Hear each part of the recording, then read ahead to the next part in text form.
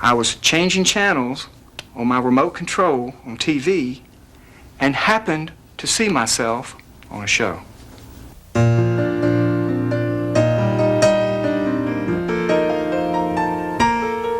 The Telecommunications for the Deaf, Incorporated, is a national nonprofit clearinghouse for information on the technology and information services available to deaf and hard of hearing people in the field of visual communications. This special interest advocacy and consumer organization was established in Indiana in 1968 by volunteers who modified and serviced teletype equipment. TDI today provides consultation services, training, and research to the telephone industry and to other service providers, and is run by a board of directors elected at its biennial convention. Telecommunications for the Deaf publishes a newsletter quarterly, as well as an annual international telephone directory of TTY and TDD users.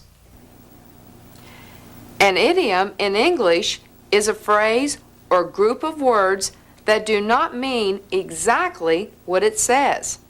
For example, if I said, "I've been out of pocket since last week," I mean you couldn't get a hold of me because I've been out often. That idiom has nothing to do with my pocket. Deaf people also have idioms in sign language. If two deaf people are talking and a third person interrupts and wants to know what was just said, one of the two might sign "train zoom" to mean, "I don't want to repeat what I just said." Another idiom is money comfortable, meaning well off financially, a person with plenty of money, living well, comfortably. Let's show you some common English idioms and discuss how to best sign them in PSE. For, as a matter of fact, sign true. As a matter of fact. If you wanted to say, "There's been a breakout of the flu," you would not sign "break out," you would sign "spread," breakout of the flu. We often tell children to calm down. We don't sign quiet and down. We mean to decrease your behavior. Calm down. Another one. If I come across an old picture, it means I found the picture. Come across it. Not signed "come over," found. If someone passes out and you apply smelling salts, the person comes to, meaning they wake up. Not the literal signs, rather, comes to. And you don't call off a meeting, as in telephone and call. You call off or cancel the meeting. If you chew out someone, you bawl them out, not gnaw on them with your teeth. When you count on someone, you depend on, count on them.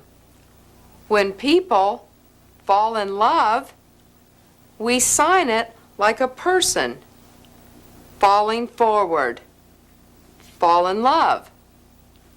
And if a meeting is put off until next week, we postpone it, put off. If you ask someone, "Will you live here for good?" don't sign "for" and "good." Sign "continue" or "settle down." Live here for good. And when a movie is held over, don't sign "hold" and "over." Sign "extend," "hold over." For "look into," sign investigate, look into. Suppose you meet a friend with a baby and you say, "Your baby takes after you." Deaf people would sign it face strong to mean the baby's face looks strongly like the mother's.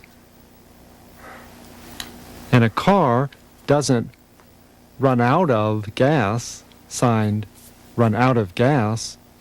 It uses up, runs out of gas.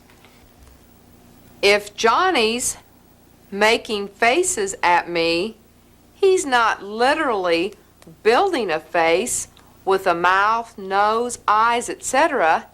He is making expressions, making faces.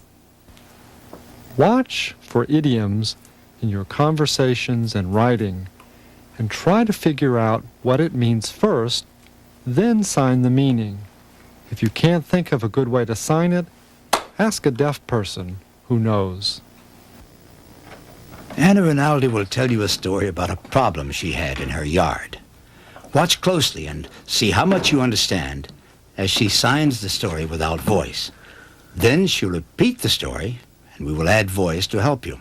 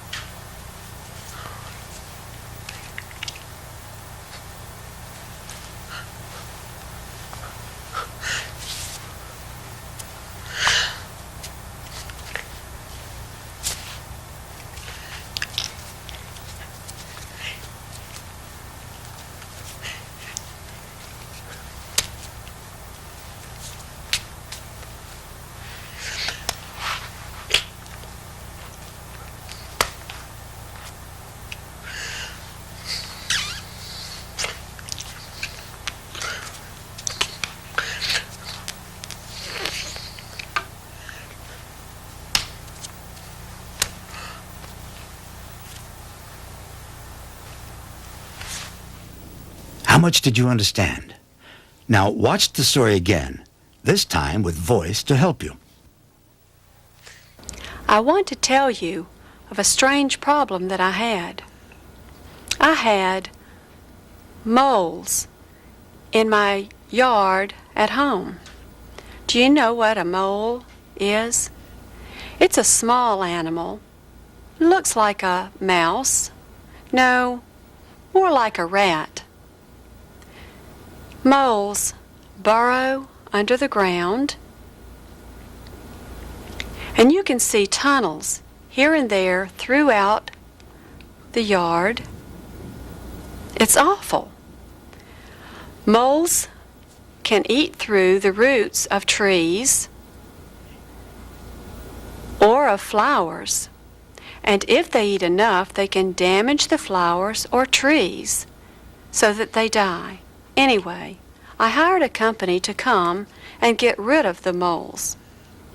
They came and sprayed all around the trees, the yard, and the flower beds. Now all the moles are gone. My yard looks great.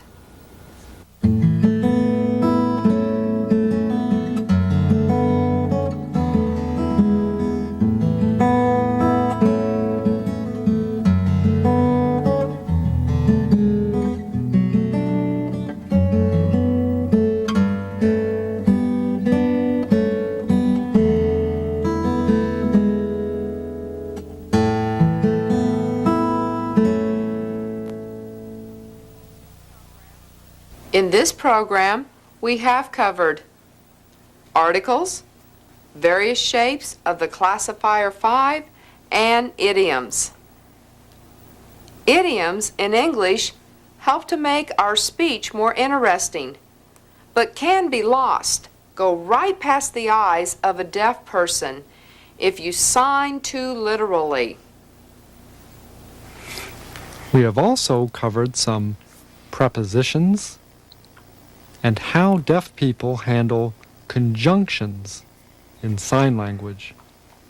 If you want to become fluent in sign language, it's up to you, which means you really have to think for yourself. It's up to you. To really appreciate how deaf people use language, you must associate with deaf adults as much as possible. See you next time for On the Other Hand.